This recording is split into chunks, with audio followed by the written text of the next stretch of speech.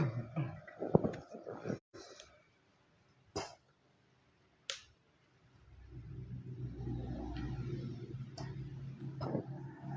bismillahirrahmanirrahim.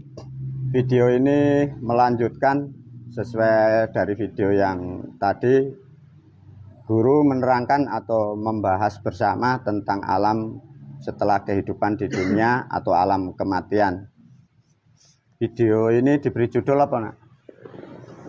Alam setelah kematian.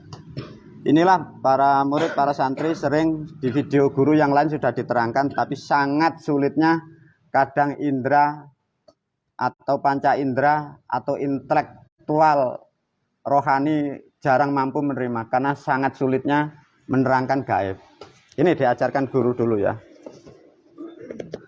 Bismillah, semoga manfaat ini ya. Sulit ya untuk menerangkan tentang alam. Para murid, para santri, kalian dididik guru semoga cerdas ya. Karena ini menerangkan kehidupan setelah di alam jasad atau dunia.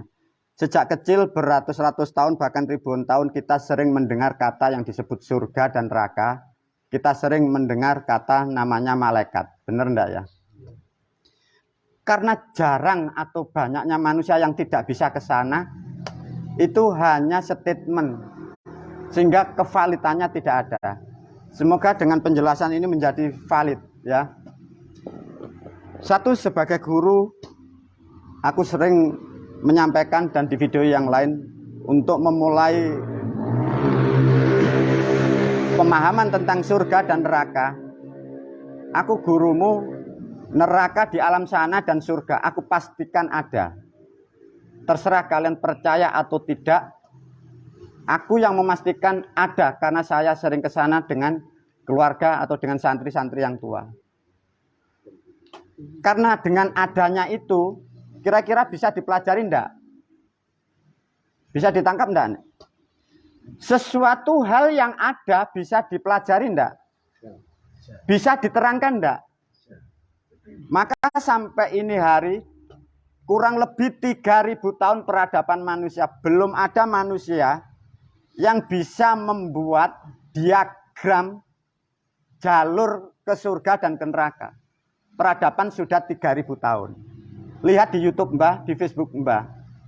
Ada diagramnya enggak? Arah ke surga, arah ke neraka. Ada. Wis tak kei gambar. Nek swarga kenceng rene, swarga nomor 1 jenenge iki malet iki. 3000 tahun belum ada manusia mampu di situ. Artinya itu sederhana. Aku gurumu menulis itu karena di sana itu ada. Kalau di sana enggak ada, saya tidak bisa menerangkan. Yang jadi sulit memang 3000 tahun tidak ada manusia yang mampu. Yang penting rumusnya karena ada bisa diterangkan. Clear ya? Hukumnya sudah ketemu. Gini. Sebenarnya gini para murid, para santri atau juga para pemirsa, kalau Anda siapapun percaya, salut dengan saya atau para santri-santri sepuh, tidak usah heran. Rumusnya begini. Ilmu yang diterima siapapun, meskipun aku gurumu diberi kelebihan oleh Tuhan yang Maha Pemurah, itu hanya semata-mata, semua itu ilmunya beliau, ilmunya para dewa. Sama meskipun kalian hormat sama guru, heran sama guru, bangga dengan guru, aku hanya sebatas menyampaikan. Kalian melihat orang lain sama seperti itu. Sebenarnya di dunia ini tidak ada manusia hebat, cara berpikirnya begitu. Tinggal cuma kalau manusia bisa seperti itu, hanya manusia itu karena kebaikannya sehingga terpilih. Paham ya? Jadi bisa disimpulkan, ada manusia hebat enggak kalau begitu? Enggak ada, orang hebat enggak ada. Kalau orang terpilih ada karena perilaku kebaikannya. Cuma 3000 tahun belum ada yang dipilih, error. Wes itu rumusnya. Pertanyaannya gini ya. Surga serumit itu seperti di diagram. Itu sebenarnya kalau mau saya ajak mundur ya. Itu kurang lebih dari sekarang kan 2023 Masehi. Ini mundur 3000 tahun artinya 1000 tahun sebelum Masehi. Orang-orang terdahulu sudah bisa ke sana, itu leluhur kita sudah bisa. Kalau tidak percaya artefak-artefak atau di candi-candi yang ditinggalkan. Itu diukir, dipahat ambek leluhurmu. Ada orang dipukuli, ada orang disiksa. Itu sudah, cuma itu 3000 tahun dari ini. Cuma karena peradaban rusak, adanya agama yang salah kaprah, sehingga manusia tidak dimampukan di sana karena mindsetnya salah. Kalau toh di era sekarang aku mampu dan bisa seperti itu tidak aneh. Karena dulu sudah pernah ada, aku tinggal mengulangi kembali, menyampaikan yang sudah ada. Artinya kalau guru diberi kelebihan, aneh atau tidak? Tidak. Bahasa sederhananya, semua adalah rahmat dari Sang Maha Kuasa. Bisa kira-kira kalian para murid, kalau Anda diberi kelebihan, tidak boleh sombong, tidak boleh takabur, bisa? Nyatanya kalau manusia yang punya ilmu, manusianya mati, ilmunya di mana? Lah di bawah orangnya atau enggak? Lah terus katanya sakti, katanya hebat. Konyol enggak? Melalui video ini saya menyarankan, menyampaikan khususnya murid juga pemirsa. Makanya diberi kelebihan apapun, janganlah sombong. Terima itu sebagai rahmat. Gunakan sebaik-baiknya untuk pribadi, untuk orang-orang yang membutuhkan. Dipahami ya, itu rahmat ilmu. Enggak usah heran, mau ada wali, ada nabi, ada dewa. Enggak usah heran. Tapi wajib dihormati, cuman gitu. Sama, punya orang tua. Orang tuamu hebat karena bisa memproduk kamu. Heran enggak? Enggak. Kenapa? Aku dewe ya iso gawe, Mbak, ngono. Ya iya ya. Lah iya. Lah ndak heran toh. Tapi wajib dihormati ndak? Nah ya, sama seperti itu dengan leluhur, dengan dewa. Sama dengan Tuhan. Andai kata Tuhan bisa membuat bumi, membuat langit. Heran ndak? Jangan heran karena Tuhan itu harus bisa. Ngono lho cara mikirnya. Ya cuma dihormati aja, oh ya Pak Tuhan sampai iso ngono ae lho. Paham maksudnya Mbak? Jenenge Tuhan ya kudu iso gawe ngono, maksudnya ngono. Kalau Tuhan bisa membuat dunia seisinya, hebat ndak? Ya ndak wong ngancene Tuhan. Bener. Lah nek menungso gawe bumi saisine iku lho baru hebat. Paham? Bisa cara berpikir seperti itu. Iya ya Mbak, lah iya. Lah iya bukan keahlian. Lah kalau sudah mengerti gini bagaimana kita makhluk dengan Tuhan? Ya sudah tahu Tuhan pandai gitu aja sudah. Wis jangan cek dadi Tuhan dewe. Ayo kita sibuk dengan urusan kita, tanggung jawab kita. Wis bah gak tak sembah Tuhan bah kon ijen ya wis. Wis alhamdulillah cara berpikir tentang surga dulu sudah ada. Neraka dulu sudah ada. Enggak heran ya? Lantas pertanyaannya begini. Dari video guru kemarin sudah diajarkan. Rumus manusia ini enggak. Manusia bisa ke sana. Nek asale pepek, balik kudu pepek. Ini rumus yang paling penak gini ya. Tak ajari dari sosial gini. Masyarakat itu kadang gini, ada dua opsi ya. Ada orang yang ahli meditasi atau orang ahli pertapa. Sehingga menelusuri alam gaib, dia tidak ketemu surga, dia tidak masuk ke neraka. Sehingga dia menyampaikan kepada manusia yang lain mengatakan di sana tidak ada surga dan neraka. Salah atau benar?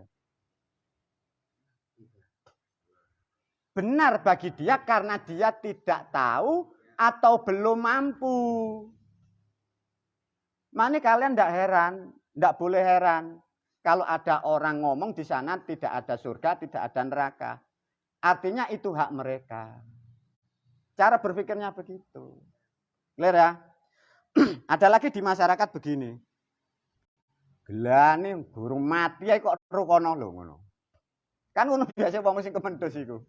Saya kira-kira awakmu anggepe kaya mbahmu. Anggepe gelek dolen rono kan pasti dibantah dengan otak manusia. Soalnya karena menurut sejarah orang bisa ke sana kalau sudah meninggal. Sedangkan orang belum meninggal kok bisa tahu di sana. Otak berbenturan enggak? Lah untuk menerangkan kebenaran ini gimana caranya? Ngene lho. Dadi wong goblok iku cek ngerti, sing ngerti cek pinter piye caranya? Soalnya otaknya ngono, wong gorong mati kok ero iku lho piye? Mos duwe ide piye nek nerangno? Nerangno wong goblok angel kaya ngono. Biasa pembangkang ngono iku, sok tahu. Iya. Gak duwe ide. Herman? Piye? Lambok pateni wong. Sudah. Seneni anake. Ngene tak ajari.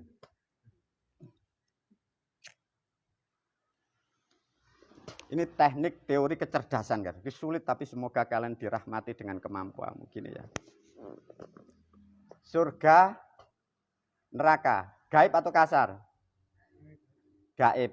Sebelum di gaib kita ngomong apa? Kasar. Kasar diwakili dunia, gaib dikatakan akhirat. Clear ya? Kalau ngomong akhirat ini simbol kematian atau kehidupan? Kematian. Di dunia simbol passwordnya. Wong mati butuh assalamualaikum, butuh wong urip apa wong urip butuh wong mati?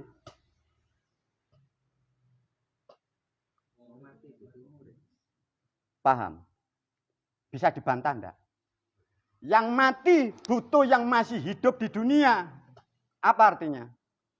Kita sebagai makhluk yang masih di dunia dituntut untuk kuat dan cerdas. Alat bahan baku semua sudah ada di sini.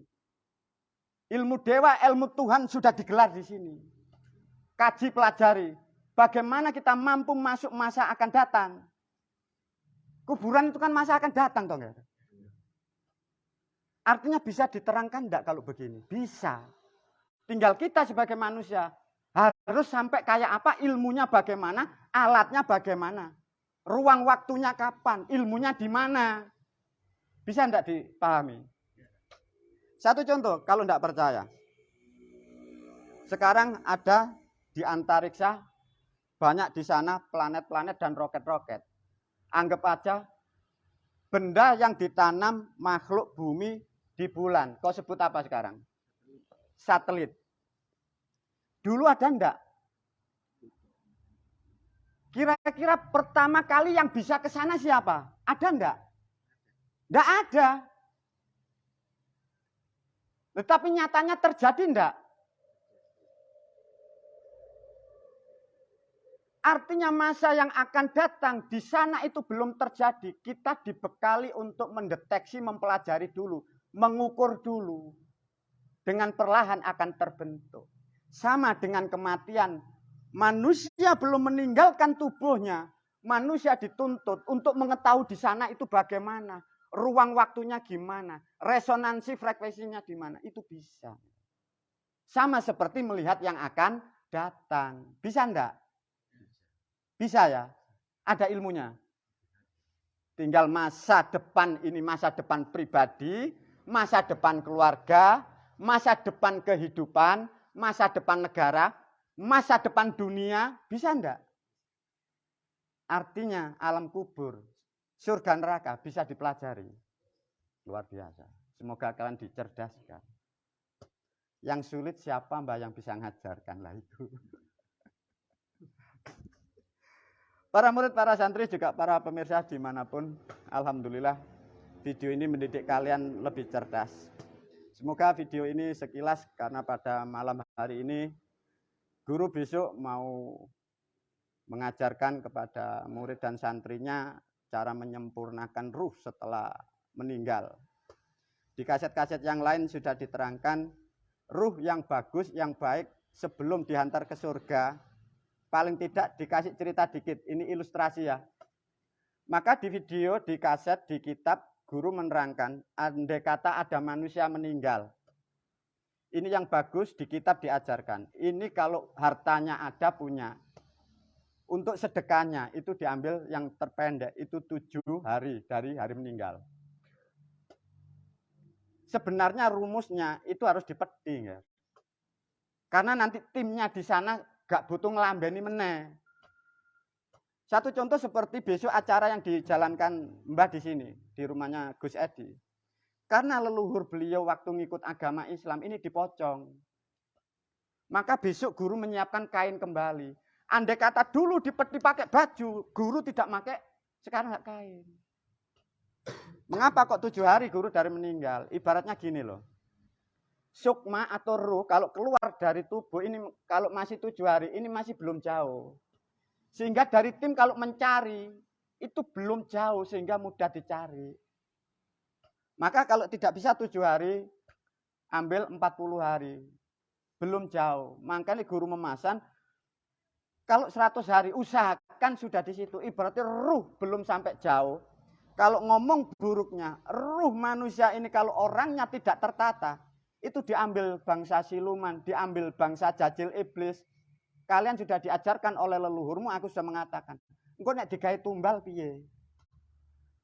Terus kalau kita mau menolong, dicari tidak ada gimana? Kalau tumpengnya sudah ada. Kalian kan tidak tahu bahwa di sana ada, namanya tumbal itu ada. Sakitnya bukan dimain, ada. Maka leluhur kita dan saya pun mengajarkan jangan seperti itu. Lakukan ini, guru menyiasati, jangan generasinya sampai berhadapan dengan hal-hal seperti itu. Nah, itulah satu contoh cara-cara ibadah melakukan hal-hal ritual yang dimaksud menyempurnakan ruh. Tak ajari hal yang kedua tentang surga tidak sulit. Gambaran surga, masuk surga itu kan sulit, enggak? Lihat aja. Dunia, akhirat. Akhirat, dunia. Tak ajari cerdas satu kali lagi. Kita, Anda sebelum di dunia, gambaranmu di alam nyata atau di alam gaib? Alam gaib kau sebut alam apa? Apa? Alam kandungan. Sebelum di kandungan Anda di mana? Alam ruh. Alam ruh kau sebut apa? Maka di kaset diajarkan guru bahwa sesungguhnya manusia yang baik, ya, manusia yang baik loh. Belum tentu Anda, belum tentu pemirsa. Orang-orang yang baik, ruh jiwanya itu asalnya dari surga. Digambarkan sosok Adam. Diproses melalui 25 tahapan sebagai disimbolkan 25 terakhir berupa jasad namanya Muhammad. Artinya ruh manusia yang baik atau ruh orang terdahulu asalnya dari mana? Dari surga. Turun-turun jadi bumi toh. Andai kata orang ini diem, tangannya dilepas, bulunya dilepas, otaknya dilepas, pikiran dilepas. Kira-kira kembali dengan sendirinya enggak? Sebenarnya semudah itu. Cuma yang jadi pertanyaan para pemirsa dan Anda, benarkah ruhmu ini dari surga? Ataukah ruhmu ini hanya karya dari orang tuamu? Inilah problemnya. Mungkin leluhur kita bisa dikatakan. Maka mereka orang-orang hebat. Karena ruhnya dari surga turun dari jadi wali, jadi dewa. Ruhnya dari surga. Maka mempunyai kemampuan, mempunyai perilaku yang hebat karena ruhnya dari, anggap aja leluhur kita, para wali, para dewa duduk diem, kembali enggak ke asalnya beliau. Yang jadi problem kita, Anda, benarkah ruhmu ini dari surga? Yang repot ruhmu ini dari tempat pelacuran. Lah bener enggak? Lah masa roh makmu biyen nduk endi? Nah, ya terus gimana, Mbak? Lah ini yang jadi problem yang kita pecahkan kok, Tatan. Lu bener enggak sih, Gar? Enggak usah kalian aja para pemirsa, para pendengar. Putramu berapa? Cara membikinnya sama enggak? Tempatnya sama enggak? Ada di kamar mandi barang kok. Lah tuh tak takon nih. Ruh anakmu tuh kok swarga ta? Lu tuh kok kamar mandi ngono kok. Lah untuk menghindari itu gimana solusinya? Inilah yang tersulit. Rumusnya gimana, Mbak? Produk manusia tidak lepas dari unsur 4. Seburuk apapun kalian, meskipun ruhmu dari setan, dari neraka, depan, belakang, kanan, kiri, ada apa? Ada 4 unsur.